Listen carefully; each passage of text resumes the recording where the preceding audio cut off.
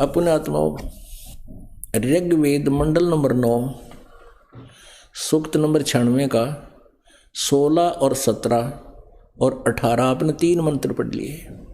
इनमें स्पष्ट कर दिया कि वो कबीर देव, वो परमात्मा जो बालक रूप में प्रकट होता है और उसका नाम कबीर है, कबीर देव, और वो जो बालक रूप में प्रकट होकर बड़ा होता है वो संत या ऋषि पर के रूप में जाना जाता है। वो फिर अपनी महिमा की वाणी, यथार्थ ज्ञान, तत्व ज्ञान वो कविताओं के माध्यम से, दोहों के माध्यम से वर्णित करता है। लेकिन वो होता है परमात्मा कबीर देव ही, अमर पुरुष होता है वो कबीर देव, अमर पुरुष होता है। और उसके द्वारा बोली गई वह अमर वाणी, उनके द्वारा बनाई गई वो लोकोक्तियाँ अमर वाणी की, उनके शिष्यों के ऋषि मना साधु संत भक्तों के लिए बहुत अच्छी लगती है, मधुर होती हैं, प्रिय होती हैं। और वो परमात्मा तीसरे लोक में विराजमान है। और देखो फिर आगे 19 में और 20 में और कमाल कर रखा है। अपने आत्मा कहते हैं सच्चाई को कुछ दिन दबा तो सकते हैं पर मिटा नहीं सकते। तो आप देखो ऋग्वेद मंडल नंबर 9 सूक्त नंबर 96 का मंत्र नंबर 18 आपने पढ़ लिया कि वो तीसरे धाम में विराजमान है। बस अब 19 में देखो कमाल है।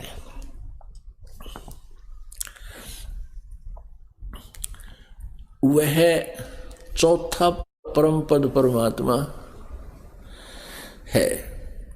अब इन्होंने तो अपने हिसाब से कर दिया। यहाँ लिखता महापुरुष उक्त चौथे परमात्मा का वर्णन करता है। अब ये नहीं होगा भगवान एक है एक नहीं, और यहाँ लिख रखा है कि चौथे परमात्मा तुरीय माने चौथा। यहाँ इन अनुवाद में भी तुरीय लिख दिया, चौथा ना लिखा कदे थारी बात का खंडन हो जाए, अक्षर पता लग गया, तुरीय लिख दिया। और चौथे परमात्मा का वर्णन करता है। वह परमात्मा जो प्रत्येक बल में स्थित है, सर्वोपरि प्रशंसनीय है।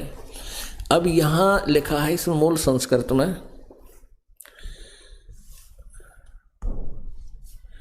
ये समुद्रम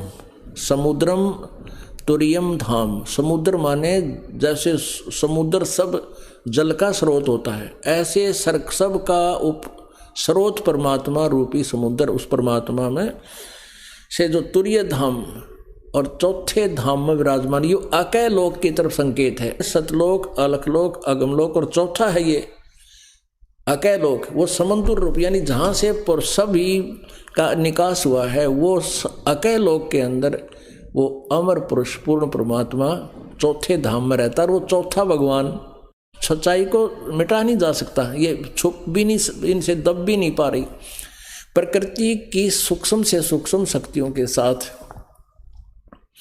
जो संगत है, समुद्र का अर्थ इन्होंने कहा है कि जिससे सब भूतों की उत्पत्ति स्थिति और प्रलय होता है, वह है तुरीयम माने चौथा, धाम माने परम पद परमात्मा है, धाम माने चौथा धाम है। और फिर ये खुद कह रहे हैं कि उक्त महापुरुष उस चौथे परमात्मा का वर्णन करता है। अब चौथा परमात्मा भी है और चौथा धाम भी है। वास्तविकता तो ये है, स्पष्ट हो रही सारी कहानी। जो सर्वशक्तिमान यजमानों को तृप्त करके जो शीघ्र गति वाला है, यानी वो चल के आता है शीघ्र गति। एक अगर सर्वव्यापक है तो पहले ही वहाँ विद्यमान है, फिर गतिकरण की क्या आवश्यकता थी भगवान की, और सबका संसार का उत्पादक है। तो यहाँ ये बात स्पष्ट होगी। अब इन्होंने एक और स्पष्ट किया है, ये है ऋग्वेद मंडल नंबर 9 सूक्त नंबर 2 और इसका मंत्र नंबर 5 नीचे है। हे परमात्मन आप समुद्र रूप हैं, ये देखो आप समुद्र रूप हैं। या इन्होंने इसका विवरण किया है, सज्ञम समज्ञ दर्वंती आपो यस्मात् स समुद्र, जिसकी शक्ति से जल आदि सब पदार्थ सूक्ष्म भाव को प्राप्त हो जाते हैं, उसका नाम समुद्र है। इस प्रकार परमात्मा का नाम समुद्र है। आ गया ना, इस प्रकार परमात्मा का नाम समुद्र है। तो यहाँ ये समुद्र शब्द है, इसमें ऋग्वेद मंडल नंबर 9 सूक्त नंबर 96 के मंत्र नंबर 19 में समुद्रम तुरियम धामम, वो चौथे धाम में, और चौथा भगवान समुद्र माने परमात्मा। यहाँ कोड वर्ड है, यो अलंकार है इसमें कि वो परमात्मा जैसे सबका समुद्र से सबका निकास होता है, ऐसे उस सबका निकास जहाँ से हुआ वो चौथे धाम में विराजमान है। अपने आत्माओं सच्चाई ऐसे प्रकट हो रही है अब जैसे समुद्र जाल मार के मोती बार फेंक दिया करे। कबीर परमेश्वर ने जाल मार दी, हमारे लिए ज्ञान हमारे समक्ष रख दिया। अब प्रकृति के सूक्ष्म रूप शक्तियों के साथ जो संगत करता है, समुद्र का अर्थ है वो समुद्र, वह परमात्मा जिससे सबका निकास हुआ है, वह तुरियम धामम, चौथे धाम में विराजमान है। वो चौथे धाम में है, वहाँ रहता है, और वो चौथा ही भगवान है। यह देखो महापुरुष उक्त तुरीय माने चौथे, ये तुरीय माने चौथा, चौथे परमात्मा का वर्णन करता है। यानी जो सही संत होगा वो बतावेगा चौथे और सब भगवानों के बारे में। वह परमात्मा जो प्रत्येक बल में स्थित है, सर्वोपरि प्रशंसनीय है, सर्वोपरि सबसे ऊपर है और सर्वशक्तिमान है। यजमानों भक्तों को तृप्त करके जो शीघ्र गति वाला है।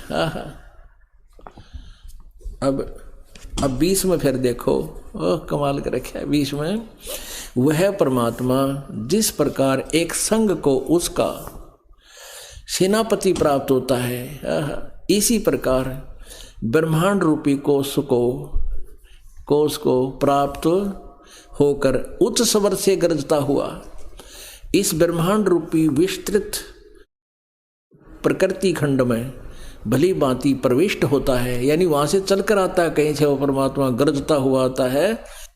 जैसे मरिय माने मनुष्य, जैसे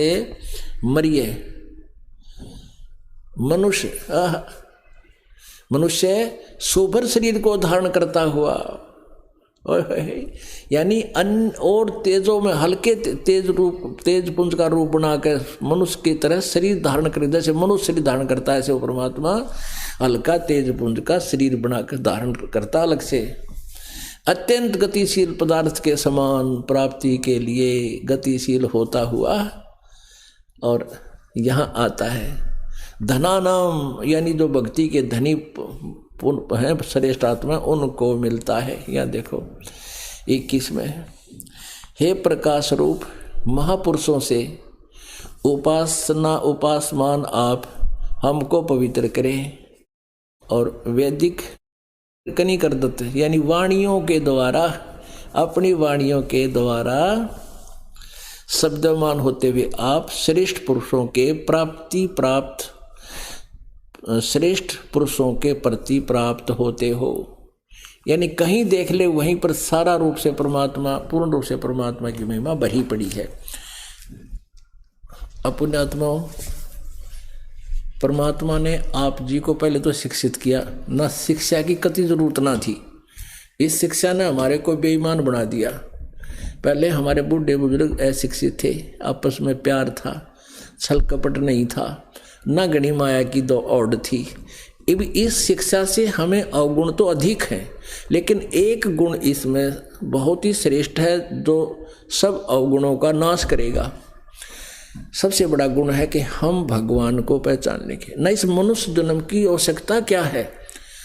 आप उदाहरण देख लो, परमात्मा ने भी बहुत से उदाहरण दिए हैं कि सर्व सोने की लंका थी वह रावण से रणधीरम, और एक पलक में राज विराजी फिर दम के पड़े जजीरम। यहाँ देख ले पृथ्वीपति, बड़े बड़े पूंजीपति, फैक्ट्री कंपनियों के मालिक, फैक्ट्रीपति अपने हेलीकॉप्टरों दब कर मर जाते हैं और सारे जीवन में माया जोड़ने के लिए होकंड करो के कोई भी साधन अपनाना पड़े पीछे नहीं हटते और वह माया दरिद्राई रह जाती है। यदि मनुष्य जीवन का कोई मूल उद्देश्य है कोई केवल परमात्मा पाना और कल्याण करवाना, जहाँ से हम आए हैं, जहाँ कभी मृत्यु नहीं होती और वहाँ ऐसा ही जन्म होगा, ऐसी सृष्टि होगी एक बार, फिर कभी मृत्यु नहीं, कभी कोई रोग नहीं, शरीर में वृद्ध अवस्था नहीं आवेगी, वहां जाएंगे तब हमें सुख होगा, उसके लिए ये मनुष्य जीवन मिला है। बाकी तो ये कर्म पशु पक्षी भी वही कर रहे हैं, जो भक्तिहीन, जो भक्ति से दूर प्राणी करता है। वहां से कागज के नोट बैंक में डाल दिए हैं कि तब 5-4 प्लाट ले लिए, आप मृत्यु होगी, आप तो कीड़ी बनकर कि तब बिल में घुस गया और प्लाटा ने शर्मा मार ले, सारी उम्र खो दी उसके उन प्लाट तोड़ने में, कोठी बनाने में। तो ये अगर मूल उद्देश्य इस जीवन का है परमात्मा पाना है, और आज ये विद्या अक्षर ज्ञान हमें इसका सहयोगी हो गया कि हम भगवान पहचान लेंगे। और इतने कठिन है इस दास के लिए, इतनी कठिनाई आ रही है, जब तक आप इस बात को समझ नहीं पाते दास कहना के चाह रहा है। और ये भ्रमित करने वाले जो स्वार्थी संत कहलाते हैं अपने आप को, वो नकली, वो आपको भ्रमित करते हैं। ये दास यथार्थ ज्ञान बताने वाला एक, और वो भ्रमित करने वाले लाखों और करोड़ों। फिर भी इस सत्य के अंदर इतनी शक्ति है कि ये जबरदस्ती ऊपर आ रही है और अपने परमात्मा के बच्चों तक ये ज्ञान पहुंच रहा है। अब प्रसंग जो चल रहा है कि वो परमात्मा, वो सत्यनारायण कथा हम आपको सुना रहे हैं। वो सत्यनारायण क्या लीला करता है, वो कहाँ रहता है, उसकी महिमा लिखी कहाँ, वेदों में लिखी है। हम सभी सुनते थे, पहले भी कहते थे। तो अब उस परमेश्वर ने वेदों में भी ये क्लियर कर दिया, गीता में भी स्पष्ट कर दिया, गीता ज्ञानदाता ने, वेद ज्ञानदाता ने, कि उस परम अक्षर ब्रह्म के बारे में, सच्चिदानंद घन ब्रह्म के बारे में, सच्चिदानंद घन ब्रह्म की ही वाणी में विस्तार से कहा गया है। उस कबीर वाणी में जो लिखा है उस तत्वदर्शी संत ही जानता है, उससे सुनो। और यो संत दास आपके समक्ष परमात्मा ने प्रकट कर दिया, प्रत्यक्ष कर दिया। अब आपकी कमी रहेगी, जब नहीं समझोगे तो भगवान का दोष रहा नहीं। अब हम थोड़ा सा कंसेप्ट और क्लियर करेंगे, 10-5 मिनट का सत्संग और है। वो कैसा है भगवान और क्या नाम है उसका, वो कहाँ रहता है। ये वैसे तो ऋग्वेद मंडल नंबर 9 सूक्त नंबर 96 के मंत्र 16 से लेकर और 21 तक कति स्पष्ट कर दिया कि वो परमात्मा कबीर देव है, उसका नाम कबीर देव है, कबीर है, और वो तीसरे धाम में रहता है। और फिर वो चौथा परमात्मा और चौथे धाम में रहता है। अपने आत्मा इन वेदों से सच्चाई सामने आ रही है। परमात्मा ने स्वयं बता रखा है कि ऊपर सतलोक है, फिर अलख लोक है, फिर अगम लोक है, फिर अकय लोक है। और ऐसे ही 4 परमात्मा ऊपर है, वो अविनाशी है। परमात्मा तो एक ही है, वो रूप अनेक बनाए हुए है बस। और ऊपर के लोकों में रहता है। ऊपर के लोकों में एक तो चौथे धाम में सतलोक में, एक तो ये काल का लोक, ब्रह्म का लोक, दूसरा परब्रह्म का लोक, और तीसरा जो धाम है, तीसरे धाम में सतलोक। उस सतलोक में भी रहता है सतपुरुष रूप में। उस सतपुरुष परमात्मा जो सतपुरुष रूप में सतलोक में, वही गति करके नीचे आता है और वहां भी विद्यमान रहता है। उससे ऊपर भी 3 रूप और है उस परमात्मा के, वो वेद भी आज स्पष्ट कर रहे हैं। अब वही आपके समक्ष आया कि वो चौथे धाम में चौथा परमात्मा, और तुरीय धाम में तीसरे धाम में भी वो परमात्मा रहता है। अब ऊपर से सतलोक से फिर चौथा धाम है और चौथा ही भगवान है। वो सतपुरुष 1, अलख पुरुष 2, अगम पुरुष 3 और अकय पुरुष वो चौथा वो स्थान है, वो धाम जहाँ से सबका निकास हुआ है। वेद बता रहे हैं वो समुद्र रूप भगवान है। अब फिर हम आते हैं ऋग्वेद मंडल नंबर 9 सूक्त नंबर 86 के। ये वही ऋग्वेद है, इसके वही प्रकाशक हैं। ऋग्वेद मंडल नंबर 9 सूक्त नंबर 86 का मंत्र 26। यज्ञ करने वाले यानी साधना करने वाले यजमानों माने साधकों यानी भक्तों के लिए परमात्मा सब रास्तों को सुगम करता हुआ उनके विघ्नों को मर्दन करता है, उनके दुखों का नाश करता है। जो जीवन रूपी सफर में रास्ते में आते हैं उनको पवित्र करता हुआ और अपने रूप को सरल करता हुआ, यानी साकार परमात्मा है, अपना हल्का रूप बना करके वह कांति में परमात्मा कबीर देव वह कांति में कबीर देव, कबीर साहब, कबीर भगवान विद्युत के समान क्रीड़ा करता हुआ श्रेष्ठ पुरुष को, ओह अच्छी आत्मा को प्राप्त होता है। और ऋग्वेद मंडल नंबर 9 सूक्त नंबर 86 के मंत्र 27 में कहा है, वह है जो परमात्मा ध्रुवलोक के तीसरे पृष्ठ पर विराजमान है। यह दिव्य तृतीय पृष्ठे, तीसरे ध्रुवलोक के तीसरे पृष्ठ यानी स्थान पर विराजमान है। अब आपको दिखाते हैं ऋग्वेद मंडल नंबर 9, ऋग्वेद मंडल नंबर 9 सूक्त नंबर 82 का और मंत्र नंबर 1, ये यहाँ से प्रारंभ होता है। 1, जो सर्वोत्पादक यानी सबका उत्पन्न करने वाला परमात्मा है, वह प्रकाश रूप है यानी तेजो में रूप युक्त है। उसका रूप है प्रकाश, तेजो में रूप है, सद्गुणों की वृष्टि करने वाला और पापों के हरण करने वाला। दानंद का यो विधान भी फेल हो गया कि भगवान पाप नाश नहीं करता। पापों का हरण करने वाला, राजेव, राजेव राजा के समान। ये देखो, ये है 269 पृष्ठ पे, अरे 270 पे इसका अनुवाद है। राजेव राजा के समान, 270 पे 1 नंबर, राजा के समान दर्शनीय है, देखने जोगा है, साकार है वह परमात्मा। और वह है पृथ्वी आदि लोक लोकांतरों के चारों ओर शब्दमान हो रहा है। वह वर्णीय पुरुष को, श्रेष्ठ भक्त को, श्रेष्ठ व्यक्ति को जो दृढ़ भक्त है उसको पवित्र करता हुआ प्राप्त होता है। कैसे? क्योंकि उस दृढ़ भगत को क्यों मिलता है? श्रेष्ठ भक्ति को, भगत को जैसे जिस प्रकार विद्युत आकाशीय बिजली स्नेह वाले स्थानों को आधार बनाकर प्राप्त होता है। जैसे कांसी एक धातु होती है, कांसी की थाली बेले हुआ करते पहले, और वर्षा के दिनों में उनको विशेषकर अंदर खवाती थी हमारी दादी के। बिजली कांसी धातु का ऊपर गिरती है अमूमन, तो वो वहाँ गिरने का अट्रैक्शन है उसका, इसलिए उसी पर गिरेगी। तो ये वर्णीय पुरुष को जो दृढ़ भक्त है उसको ही पवित्र करता हुआ प्राप्त होता है। कैसे होता है? क्योंकि उसमें ही उसका अट्रैक्शन होता है, वो भगवान के ज्ञान को सुनने योग्य होता है। जैसे जिस प्रकार विद्युत यानी आकाशीय बिजली स्नेह वाले स्थानों को, कांसी धातु को समझ ले, आधार बनाकर उस पर गिरती है, वहाँ ऐसे ही वो परमात्मा अच्छी आत्माओं को मिलता है। जैसे धर्मदास जी को मिला, नानक साहिब जी को मिला, गरीबदास साहिब जी को मिला, दादू साहिब जी को मिले। वो अच्छी आत्माएं थी, दृढ़ भक्त थे, और उन्हें ढूंढा ढा दिया गया, फिर सारे डंडोरा पीट दिया।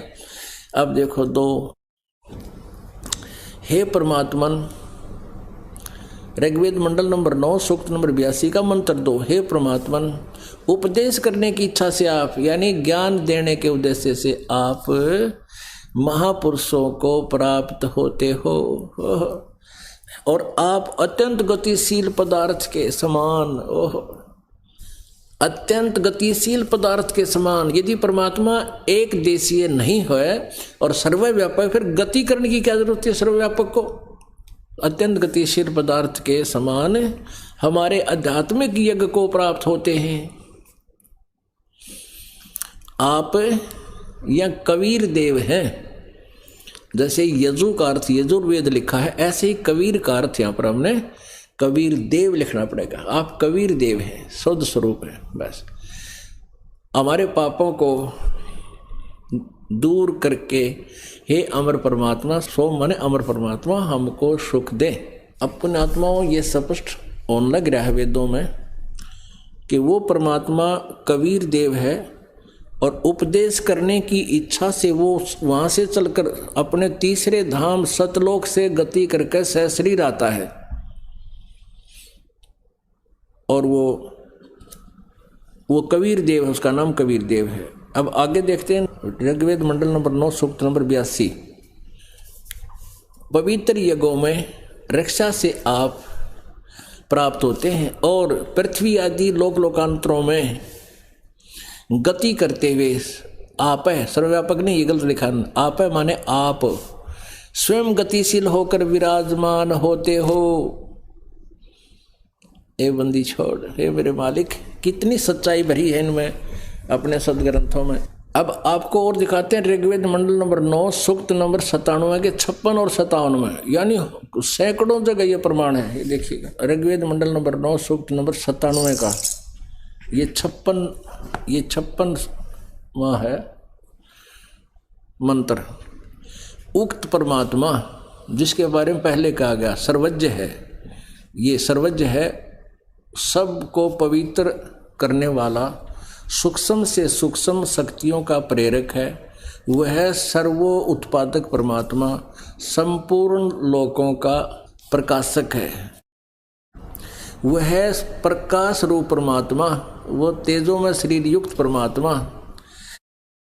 ज्ञान युगों में ज्ञानों की प्रेरणा करता हुआ रक्षा योग वर्णीय पुरुष को अति सन्निहित प्राप्त होता है, बिल्कुल साथ में, यानी बिल्कुल उसका संग करता है। फिर 57 में प्रकाश रूप परमात्मा को दृढ़ प्रतिज्ञा वाले जो सद्गुणों के प्रभाव से महापुरुष हैं वे प्राप्त होते हैं। निष्काम कर्मी विद्वान ज्ञान रूपी यज्ञ की वेदी में जो शब्दायमान होते हैं, धीर लोग यानी तत्वदर्शी संत 10 प्राणों की गति से सत्कर्मों के परिपाक से उक्त परमात्मा के स्वरूप को साक्षात्कार करते हैं। फिर निराकार की तरह गया 100 जगह लिख रखा है वो साकार है, साक्षात्कार करते। अब देखो ऋग्वेद मंडल नंबर 9 सूक्त नंबर 98 का यो तीसरे मंत्र में इसमें लिखा है, वह प्रकाश रूप परमात्मा जो आनंद में है, वह रक्षा योग कर सत्कर्मी पुरुष के अंतःकरण में अपना ज्ञान प्रवाह बहाता है, यानी उसको ज्ञान देता। वह स्वरूप ऊर्ध्व माने ऊपर विराजमान है, वह ऊर्ध्व माने सर्वोपरि विराजमान परमात्मा है, वो सबसे ऊपर सतलोक में बैठा है। ठीक है अपने आत्माओं, ये है वो सत्यनारायण कथा।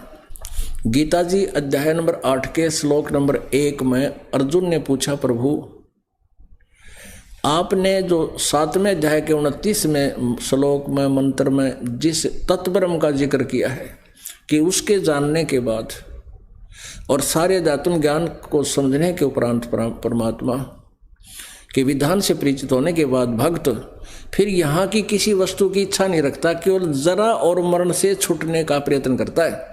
जरा माने बड़ा दोष था, क्योंकि इस मनुष्य जीवन की सबसे बड़ा दुख में समय जो है वृद्धावस्था होती है, और मरण सबसे बुरा मृत्यु। देखो आपके बालक हैं, परिवार है, रिश्तेदार हैं, धन है, कार है, कोठी है, और 1 मिनट में मृत्यु हो जा। आप चाहते हैं कि मृत्यु ना हो, आखिरी सांस तक चाहते हैं मृत्यु ना हो, या कंपलसरी। तो जब ज्ञान हो जाएगा इस मृत्यु को तो हम भूल जाएंगे, ये तो एक बार तो होगी, लेकिन फिर कभी नहीं मरेंगे हम। ऐसे लोक में चले जाएंगे जहाँ जरा और मरण नहीं है, ना वृद्धावस्था है और ना वहाँ मृत्यु है। तो जरा मरण मोक्षाय यतन्ति ते तत्ब्रह्म विदु, वो उस परमात्मा से परिचित है जो केवल जरा और मरण से छूटने का प्रयत्न करते। तो 8वें अध्याय के प्रथम मंत्र में गीता जी में पूछा वो किम तत्ब्रह्म। गीता ज्ञानदाता ने 8वें अध्याय के 3रे मंत्र में कहा है कि वो परम अक्षर ब्रह्म है। उत्तम पुरुष है तो अन्य 15वें अध्याय के 17वें श्लोक में, अब उससे लिंक हो गया वो, तो वो परम अक्षर ब्रह्म है। एक तो अक्षर पुरुष, अक्षर ब्रह्म को चाहे अक्षर पुरुष। अब वो अक्षर ब्रह्म विनाशवान, ये परम अक्षर ब्रह्म है। वो कौन है? वो कबीर देव है, वो कबीर परमेश्वर है जो तीसरे लोक में रहता है और वहां से चलकर गति करके यहाँ आता है, जो बनारस में काशी शहर में एक धानक की भूमिका करके 120 वर्ष रह के और तत्वदर्शी संत की भूमिका करके सहश्री राय थे, सहश्री चले गए। वो परम अक्षर ब्रह्म है, वो सत्यनारायण परमात्मा है। बोलो सतगुरुदेव। परम पिता परमेश्वर पूर्ण ब्रह्म कबीर देव बंदी छोड़ कबीर परमेश्वर जी की असीम कृपा से आप सभी पुण्यात्माएं परमात्मा की महिमा सुन रहे हो। आप पे आरती, आप पे साजय, आप पे किंगर, आप पे बाजय, आप पे ताल झांझनकारा, आप नचे आप देखण हारा। परमेश्वर वो पूर्ण ब्रह्म हम सभी प्राणियों का पिता है, वो कुल मालिक है, वो सचखंड में रहता है, उसका नर आकार है, मनुष्य सदृश शरीर है। वो परमात्मा वहाँ से चलकर यहाँ अपनी प्यारी आत्माओं को यथार्थ ज्ञान देने के लिए आता है। और काल भगवान ने जिसको ब्रह्म कहते हैं, जिसको वेद ब्रह्म कहते हैं, वो काल है। ज्योति निरंजन भी उसको कहते हैं, सरपुरुष भी वो कहलाता है। सरपुरुष 21 ब्रह्मांड का स्वामी है। ब्रह्मा विष्णु महेश इसी सरपुरुष के, इस काल रूपी ब्रह्म के पुत्र हैं। दुर्गा इन ब्रह्मा विष्णु महेश की माता है। और इन सभी ने मिलकर हम परमेश्वर की प्यारी आत्माओं को यहाँ काल के जाल में फंसा रखा है। परमेश्वर कहते हैं, बंदी छोड़ हमारा नामम, अजर अमर है अस्थिर ठामम। कबीर देव जी, कबीर साहब जी अपनी प्यारी आत्माओं को अपनी जानकारी स्वयं ही देने के लिए आते हैं। परमेश्वर कबीर देव जी ने हमें परमात्मा की भक्ति का एक विधान बना कर दिया था। इस काल को, इस ब्रह्म को, सरपुरुष को ये 5 वेद दिए थे प्रभु ने, परमेश्वर ने, कि तू इन मेरी प्यारी आत्माओं को ये भक्ति विधि बता देना। इसने क्या हेरा फेरी की हमारे साथ, कैसा धोखा किया। इस काल भगवान ने 4 वेद हमारे को दे दिए, ऋग्वेद, यजुर्वेद, सामवेद और अथर्ववेद। सूक्ष्म वेद छुपा दिया, जिसके अंदर पूर्ण परमेश्वर के पाने की, उस परमेश्वर की पूरी पहचान, उसके मंत्र की विधि, जाप की विधि उसमें विद्यमान थी। आज आपने सुबह के सत्संग में सुना था कि चौथे अध्याय के 32वें श्लोक में बताया है कि उस सच्चिदानंद घन ब्रह्म की वाणी में ब्रह्म ने मुखे बहुत ही विस्तार के साथ सत साधनाओं का वर्णन है। और उनके जानने के उपरांत आप सभी कर्मों के बंधन से मुक्त हो जाओगे, पूर्ण मोक्ष प्राप्त कर जाओगे। वो तत्व ज्ञान है, वो सच्चिदानंद घन ब्रह्म की वाणी है, वो कबीर वाणी है। आप जी ने ऋग्वेद मंडल नंबर 9 सूक्त नंबर 96 का मंत्र 1 से 20 तक 21 तक देखा, पढ़ा। उसमें स्पष्ट किया हुआ है कि उस परमेश्वर का नाम कबीर देव है। कबीर देव, हम उसको कबीर साहब कहते हैं। और वो कबीर वाणी के द्वारा अपनी महिमा लोकोक्तियों के माध्यम से, दोहों के माध्यम से, कविताओं से वो सुनाता है। और वो अमर परमात्मा कबीर देव है। तो पुण्यात्मा, श्रीमद् भगवद गीता अध्याय नंबर 4 के श्लोक नंबर 32 में उसी कबीर वाणी के बारे में कहा है कि उस ब्रह्मणे मुखे, ब्रह्मणे माने सच्चिदानंद घन ब्रह्म यानी परम अक्षर ब्रह्म के मुखे माने उनके मुखारविंद से उच्चारित उस ज्ञान में कबीर वाणी में विस्तार से कहिए। गीता जी अध्याय नंबर 4 के श्लोक 34 में कहा कि उस ज्ञान को तू तत्वदर्शी संतों के पास जाकर समझ, और वो तुझे उस अमर परमेश्वर की, सत्यनारायण भगवान की, सत्यनारायण की कथा सुनावेंगे, यथार्थ ज्ञान देंगे। तो वो सच्चिदानंद घन ब्रह्म की वाणी, कबीर वाणी में यथार्थ ज्ञान है, वो उसको सूक्ष्म वेद भी कहते हैं। वो काल भगवान ने, ब्रह्म ने गुप्त कर दिया, छुपा दिया। उस ज्ञान को देने के लिए परमात्मा सतलोक से चलकर यहाँ काल के लोक में आते हैं, अपनी प्यारी आत्माओं को यथार्थ ज्ञान देने के लिए। अब काल भगवान ने क्या किया है कि सब उल्टा ज्ञान अपने दूतों यानी संदेश वाहकों द्वारा उल्टा ज्ञान प्रचार करवा दिया। चारों वेदों में वर्णित विधि से, वैसे 3 वेद भक्ति के हैं, अथर्ववेद जो है ये इसमें विज्ञान कांड ज्यादा है, यजुर्वेद, ऋग्वेद और सामवेद। इन तीनों वेदों में जो भक्ति की विधि वर्णित है उससे परमात्मा प्राप्ति नहीं होती है। यजुर्वेद अध्याय नंबर 40 के मंत्र नंबर 15 में कहा है कि ओम करतो समर किलवे समर करतोम समर। ओम नाम का जाप काम करते करते सिमरण करो, विशेष कसक के साथ सिमरण करो, मनुष्य जीवन का प्रथम कर्तव्य मान के साधना कीजिए। तो भस्मांतम शरीरम, जब तेरा शरीर छोड़कर जागा, शरीर का अंत होगा, तब वो अमरत्व प्राप्त होगा तुझे, जो ओम नाम से प्राप्त हो सकता है। श्री मद् भगवत गीता अध्याय नंबर 8 के श्लोक नंबर 13 में कहा है, ओम इति एकाक्षरम ब्रह्म व्यवहारन माम अनुसमरण ये परियाति तजन देहम सयाति परमाम गतिम। माम ब्रह्म, मुझ ब्रह्म का केवल एक ओम अक्षर है, और जो शरीर त्याग कर जाता हुआ, इसका सिमरण करता हुआ शरीर त्याग कर जाता है, वह परम गति को प्राप्त होता है, यानी ओम नाम से मिलने वाला जो लाभ है उसको प्राप्त होता है। श्रीमद् भगवद गीता अध्याय नंबर 11 के श्लोक नंबर 32 में स्वयं कहता है, मैं काल हूँ और सबको खाने के लिए आया हूँ।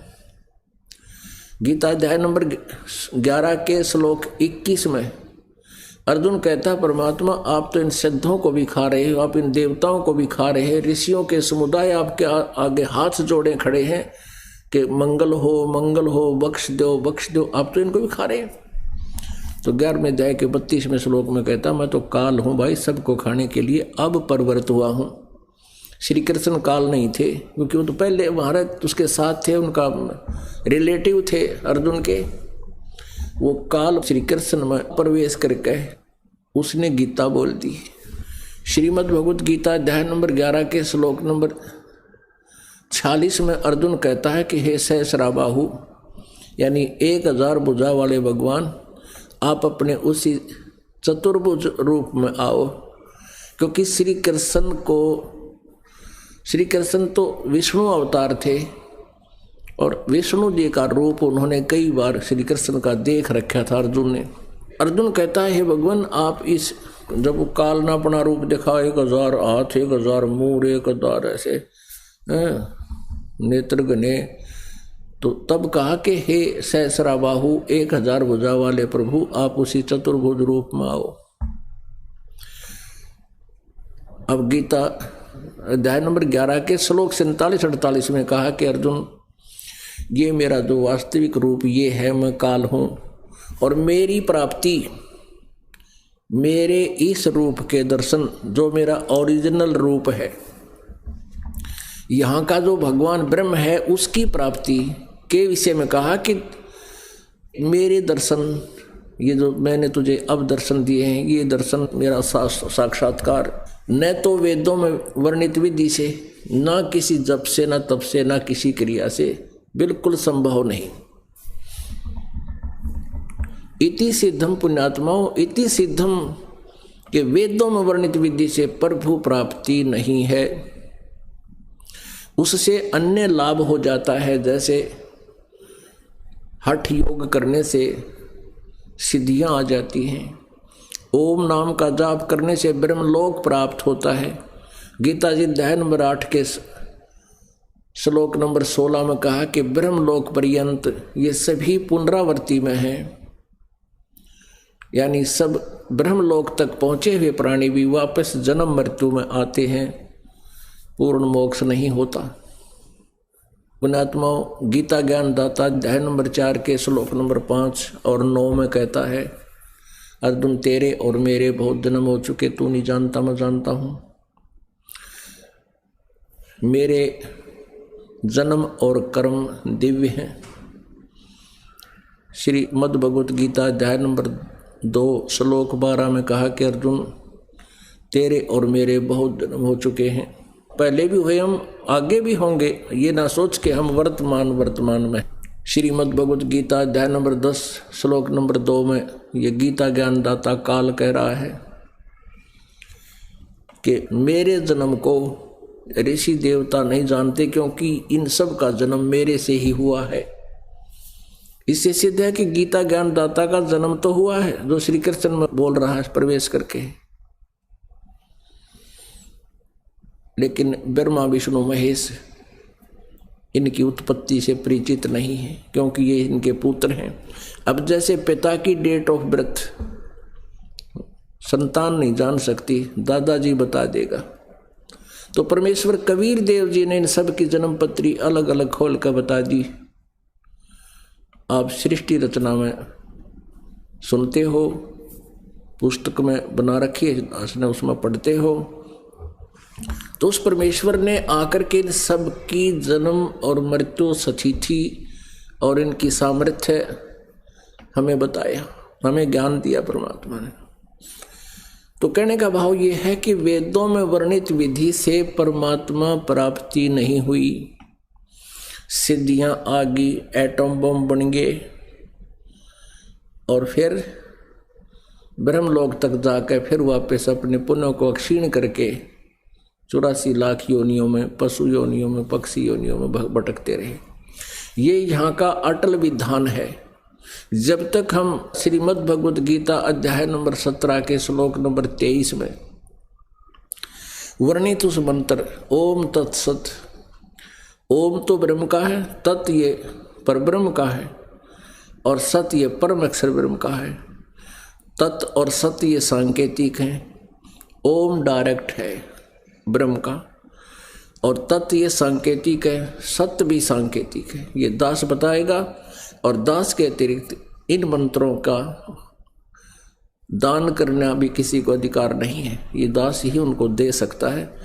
ये परमात्मा का आदेश है। और मुझ दास से नाम प्राप्त करके कोई पापात्मा स्वयं गुरु बनकर ये नाम देता है, वो डुप्लीकेट आदमी है, उससे बचकर रहना है। वो अपना भी जीवन व्यर्थ कर रहा है, क्योंकि परमात्मा के साथ धोखा कर रहा है, वो काल के दूत का काम कर रहा है, उसे सावधान रहना है। अब काल ने कैसा जुल्म करवा रखा है हमारे साथ कि काल ने ऐसी साधना दे दी ब्रह्म ने अपने नकली गुरुओं, ऋषियों, महर्षियों द्वारा, मंडलेश्वरों के द्वारा, और उन्होंने जो साधना की उससे प्रभु प्राप्ति हुई नहीं, तो सभी ने अपना विधान बता दिया कि परमात्मा निराकार है। और इसने प्रतिज्ञा कर रखी है कि मैं कभी भी किसी को दर्शन नहीं दूंगा। गीता के अध्याय नंबर 7 के श्लोक 24 और 25 में कि ये मूर्ख जन समुदाय मुझको मनुष्य रूप में मानता है, श्री कृष्ण रूप में देख रहा है, मैं कृष्ण नहीं हूँ और ये मेरे घटिया अनुत्तम, मेरे इस घटिया नियम से परिचित नहीं है कि मैं कभी भी किसी के सामने प्रकट नहीं होता, मैं किसी को दर्शन नहीं देता। इसने प्रतिज्ञा कर रखी है कि मैं कभी भी अपने वास्तविक रूप में किसी को दर्शन नहीं दूंगा। तो पुण्यात्मा, जिस कारण से प्रत्येक प्राणी ने, प्रत्येक मानव ने उस लोक वेद के आधार से ये फाइनल कर लिया कि गॉड इज फॉर्मलेस, परमात्मा निराकार है। हम विष्णु जी की पूजा करते थे, श्री कृष्ण जी को इष्ट रूप में मानते थे, भगवान शिव जी की विशेष आदर से पूजा करते थे। और फिर भी कोई बात करता था कि ध्यान लगाता हूँ मैं, कोई पूछता भाई क्या देखते हो, कि बस प्रकाश ही प्रकाश देखते हैं। भगवान कैसा है? भगवान तो निराकार है। और विष्णु जी क्या है? फिर श्री विष्णु जी की हम मूर्ति लिए हुए हैं, उसको पूजा करते हैं, उसको भगवान इष्ट मानते हैं, और फिर भी कहते थे कि गॉड इज फॉर्मलेस, भगवान तो निराकार है। तो ये था, एक लोक वेद था। परमेश्वर कबीर जी कहते हैं कि खोजत खोजत था किया, अंत कहा बेचो ने, प्रयत्न कर कर थक लिए, दर्शन हुए नहीं, क्योंकि उनकी वे ऑफ वर्शिप रॉन्ग थी, उनकी पूजा की विधि ठीक नहीं थी, जिस कारण से परमात्मा के दर्शन हुए नहीं। और सभी ने अपना एक ही सिद्धांत फाइनल कर दिया, परमात्मा निराकार है। अब काल ने ये दाव चलना था कि परमात्मा भी आ सकते हैं अपनी प्यारी आत्माओं के लिए, और वो कहेंगे आई एम गॉड, मैं भगवान हूँ। कोई नहीं सुनेगा, उसको डले मारेंगे, पत्थर मारेंगे कि गॉड परमात्मा तो निराकार है। मुसलमान धर्म में यदि कोई ये कहता है कि परमात्मा साकार है, वो दंड का अधिकारी है। पुण्यात्माओं, ऐसे ही ईसाई धर्म में परमात्मा को साकार नहीं मानते, केवल फरिश्तों को वो मानते हैं, देवताओं को, फरिश्तों को। ऐसे ही मुसलमान धर्म में, ऐसे ही हिंदू धर्म में परमात्मा को निराकार ही रट ला रखी थी। ऐसे ही सिख धर्म में निरंकार कहें तू ही एक निरंकार, जबकि परमात्मा साकार है, मनुष्य सदृश है, शरीर है, उसका नाम कबीर है। तो पुण्यात्माओं, जो परमेश्वर यहाँ आए, इस काल भगवान ने परमात्मा की एक बात नहीं हमें सुनने दी। ये नकली गुरु, संत, ऋषि, महर्षि कहते रहे कि परमात्मा तो निराकार है, ये झूठ बोलता है जुलाहा, और ये अपने आप को खुदा कहता है, और ब्रह्मा विष्णु महेश को ये नासवान बताता है, देवताओं की निंदा करता है। इसकी बातें मत सुनना। हिंदू कहते ये मुसलमान है, मुसलमान कहते ये हिंदू है, इसकी बातें मत सुनना।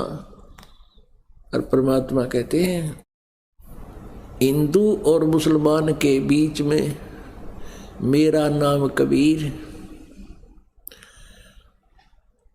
और आत्म उद्धार कारणे अवगत धरा शरीर। कहते हिंदू और मुसलमान के बीच में मेरा ही नाम कबीर है, और तुम्हारा कल्याण करने के लिए अवगत वो पूर्ण परमात्मा ही कबीर रूप में प्रकट है। लेकिन हमारी बुद्धि काम नहीं करे थी। पुण्यात्माओं, परमेश्वर कबीर जी और महर्षि रामानंद जी का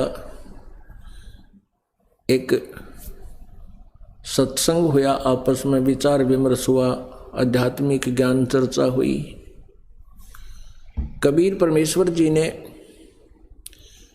एक महर्षि रामानंद पंडित जी के शिष्य विवेकानंद जी से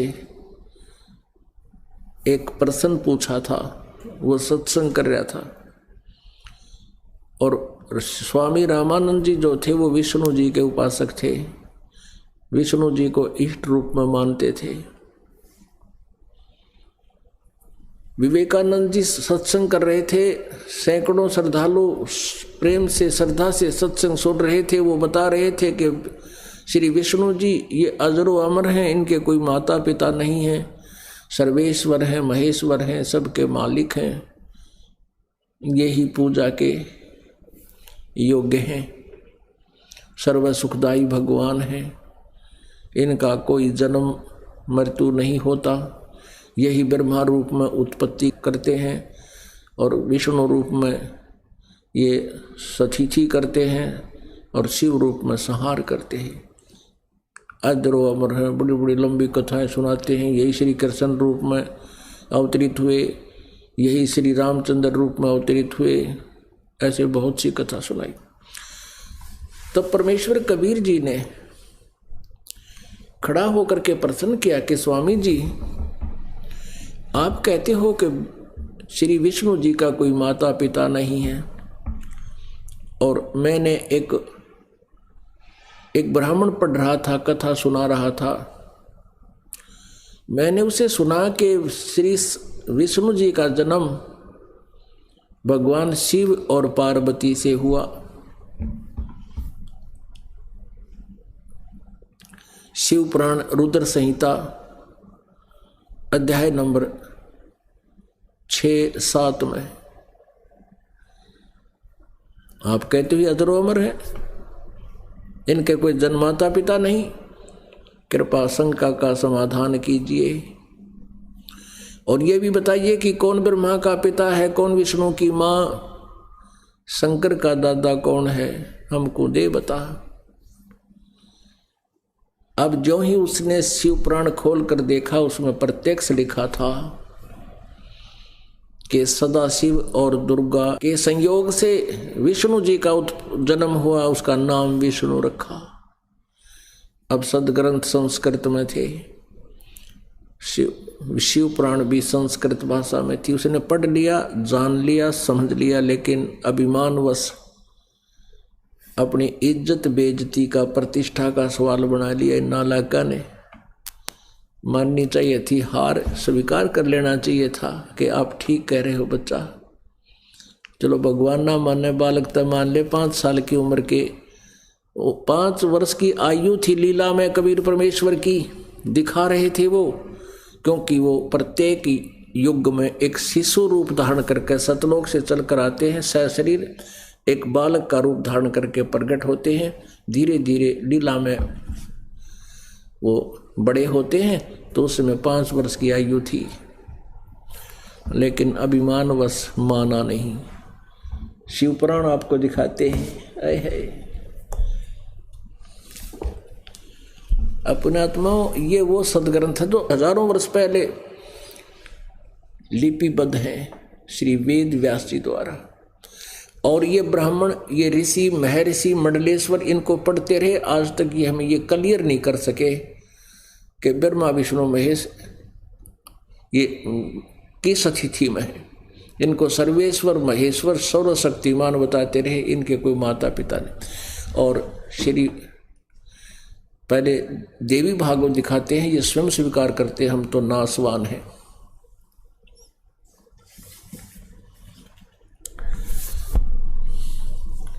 पुण्यात्माओं, परमात्मा का पाना और पूर्ण मोक्ष कराना कति आसान बात है, बिल्कुल आसान, सबसे इजी है।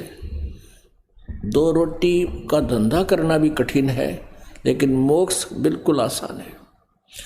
कठिन क्या चीज है कि ये विश्वास होना कि जो साधना हम कर रहे हैं ये हमारी सही है, क्योंकि शास्त्र विधि को त्याग कर जो मनमानी पूजा करते हैं, गीता जी अध्याय नंबर 16 के श्लोक 23 अनुसार, उनकी न तो गति होती है, ना कोई सुख होता है, ना उनकी कोई सिद्धि होती है, यूजलेस। इस दास का उद्देश्य है कि आप जी को ये परिपक्व कर दूं कि हम जो साधना करें फाइनल है।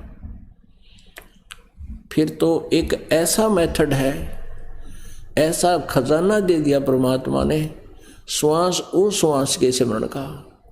एक श्वास की कीमत भी इतनी जबरदस्त है जिसका वर्णन नहीं कर सकते, और वो कोई भी कर सकता है, मजदूर भी कर सकता है, साहूकार भी, सेठ भी, धनी भी कर सकता है, राजा भी कर सकता है, रंक भी कर सकता है, और बहुत आसानी से कर सकता है।